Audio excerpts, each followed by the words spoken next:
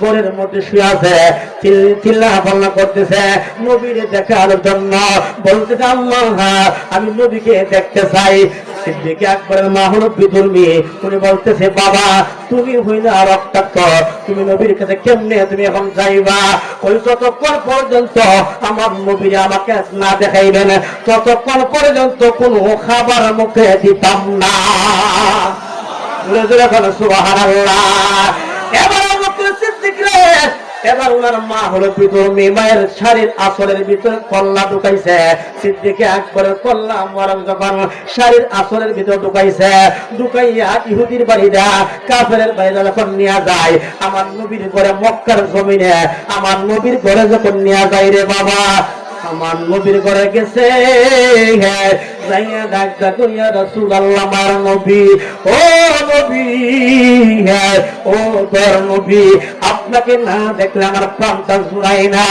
আবু বকর সিদ্দিক যখন এই কথা জানায় দিল আমার নবীকে, ও সিদ্দিক আকবর, হে আবু বকর শোনো, তোমার শরীরটা বড় রক্তাক্ত হয়ে গেছে, তারপরে আমাকে দেখার জন্য তুমি চলে আসছো। ইয়া রাসূলুল্লাহ, ইয়া হাবিবাল্লাহ, মায়ের নবী, হে বাবা দিলটা নরম করেন, নবীর মহব্বত নিয়ে যান, নবীর সিএসবিএস নিয়ে যান, নবীর কাকে কেমনে ভালোবাসবেন, সিদ্দিক আকবর কেমনে ভালোবাসতে রে বাবা। জাহিদে বই লাগেছে সিদ্দিক আকবর যেমন ভালোবাসতে, ওনাকে ভালোবাসলে এই মুসলিমরা দরবারের পীর মাশাইখদেরকে ভালোবাসা হইব। সুবহানাল্লাহ। এই জন্য বাবা উনি কেমন পাগল ছিল নবীর জন্য। আমার নবী গো, তোমার শরীর হইল রক্তাক্ত, তুমি এত পাগল হয়ে গেলা কেন?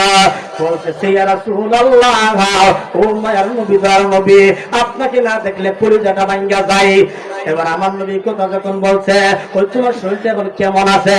ওই ইয়া রাসূলুল্লাহ আপনার শরীর কেমন আছে একটু জানান। আমার নবী, আমি তো ভালো আছি। এই কথা বলার পরে আমার আল্লাহ ডাকটা তো ইয়া রাসূলুল্লাহ, মায়ের নবী, তাকে আমার নবীরে আমার আল্লাহ ডাক দিছে। সুবহানাল্লাহ।